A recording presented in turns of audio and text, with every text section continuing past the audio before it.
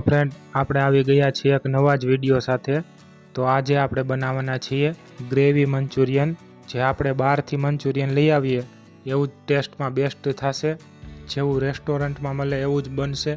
અને બીજું કે આપણે આમાં ટોમેટો સોસ સિવાય બીજા કોઈ સોસ આપણે વાપરવાના નથી, તો પણ એ જ રીતે અને એવું જ મંચુરિયન બનીને તૈયાર થવાનું છે। તો આપણે મંચુરિયન બોલ બનાવવાની વસ્તુ જોઈ લઈએ। તો એના માટે આપણે લઈ લીધી છે અહીંયા 500 ગ્રામ કોબી, ત્યારબાદ 4 થી 5 મરચાં તીખા આપણે આ રીતે કટિંગ કરી લીધા છે। ત્યારબાદ 1 ચમચી જેટલો તીખાનો પાવડર, ત્યારબાદ 1 મોટી ચમચી જેટલું તીખું લાલ મરચું, સ્વાદ પ્રમાણે મીઠું, લીલી ધાણા ભાજી આ રીતે આપણે કટિંગ કરી લીધી છે। આદુ અને લસણની પેસ્ટ આ રીતે ખાયણી વડે આપણે ખાંડી લીધી છે।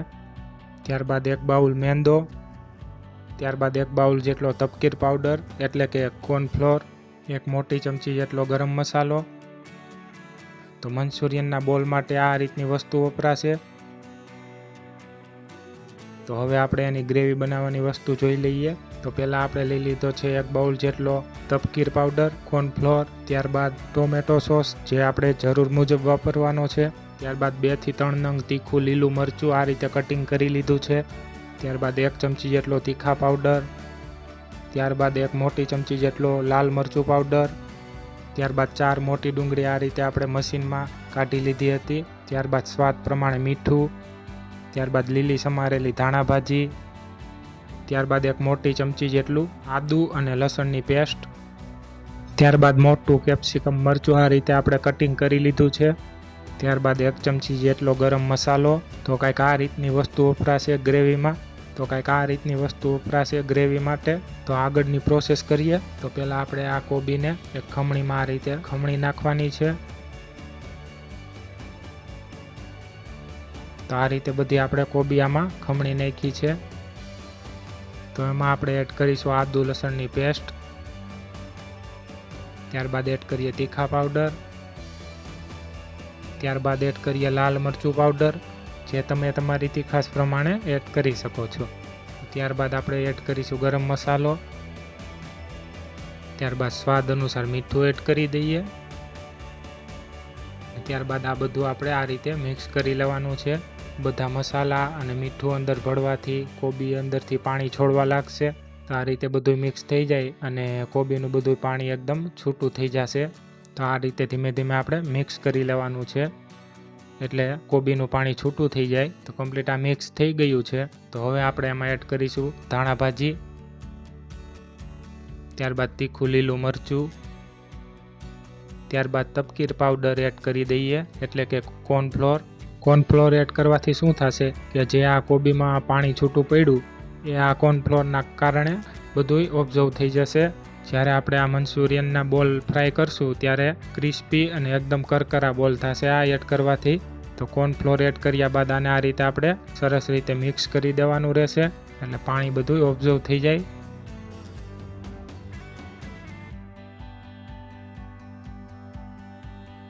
ત્યારબાદ આપણે એમાં એડ કરીશું મેંદો તમારે જરૂર પ્રમાણે એડ કરતો જવાનો છે અને લોટ બાંધતું જવાનું છે। આ રીતે ધીમે ધીમે લોટ બાંધતું જવાનું છે અને જરૂર પડે તો આપણે મેંદો વધારે એડ કરીશું। તો કમ્પ્લીટ આપણે આ રીતે લોટ બાંધી લઈએ।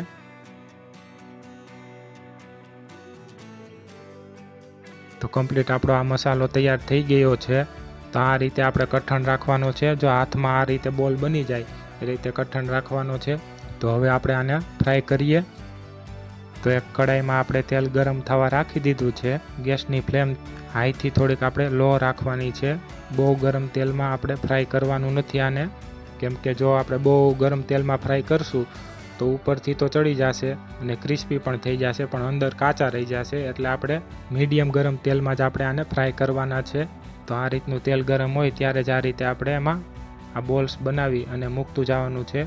જેમ આપણે ભજીયા કરીએ એ રીતે આપણે તેલમાં આ રીતે બોલ્સને મૂકતા જવાના છે અને આ રીતે આપણે ધીમે ધીમે એને ફ્રાય કરી લેવાના છે।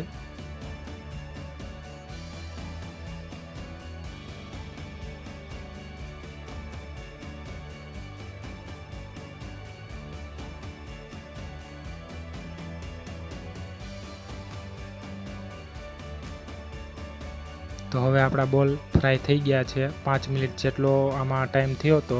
તો આ રીતે બોલ આપણા કંઈક ફ્રાય થઈને તૈયાર થઈ ગયા છે.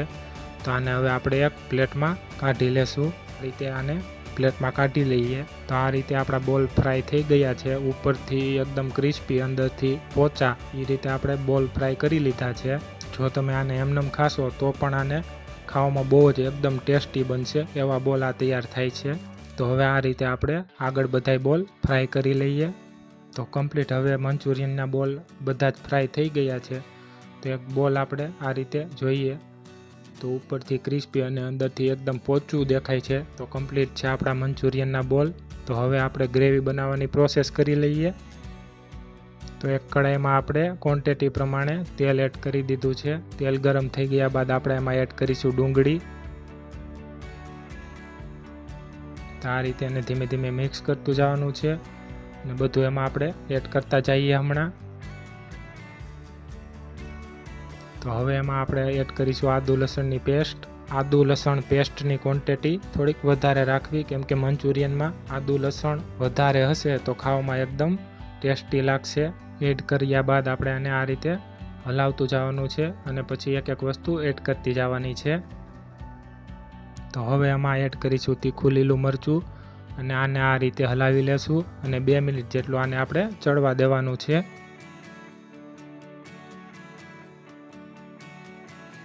તો હવે આપણી 2 મિનિટ થઈ ગઈ છે. તો હવે એમાં એડ કરીશું કેપ્સિકમ મરચું. ત્યારબાદ મિક્સ કરી લેશું.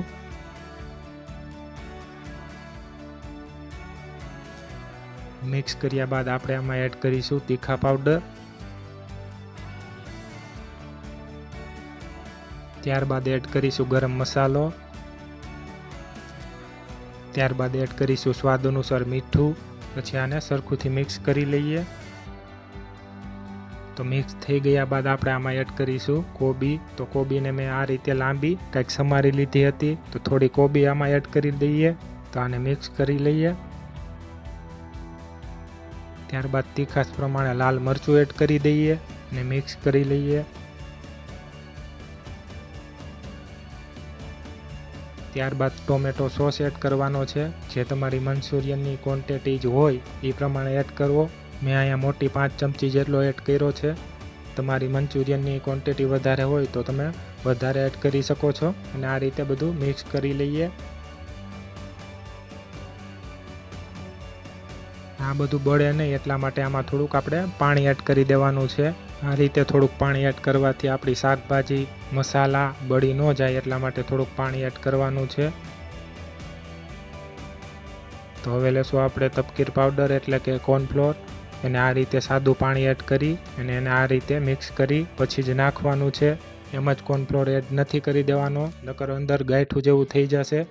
એટલે આપણે એમાં સાદું પાણી એડ કરી પછી આ રીતે મિક્સ કરી અને આ રીતે આપણે એમાં એડ કરી દેવાનું છે. કોર્નફ્લોર એડ કરવાથી આપણી ગ્રેવી થોડીક થીક એટલે કે થોડીક ઘાટી બની જશે. ત્યારબાદ આપણે એમાં ક્વોન્ટિટી પ્રમાણે પાણી એડ કરી દેવાનું છે. તો મેં આમાં પાણી એડ કરી દીધું છે અને સરસ ગરમ થઈ ગયું છે અને આપણી ગ્રેવી પણ થોડીક થીક થઈ ગઈ છે. તો આ રીતની ગ્રેવી થઈ જાય ત્યારબાદ આપણે એમાં હવે બોલ એડ કરીશું. બોલ એડ કરી આ રીતે આપણે બધું મિક્સ કરી લેવાનું છે અને 1 મિનિટ જેટલું આપણે આ રીતે હલાવી અને ગેસ ઉપર રહેવા દેવાનું છે 1 મિનિટ જેટલું. ત્યારબાદ આપણું મંચુરિયન તૈયાર થઈ જશે.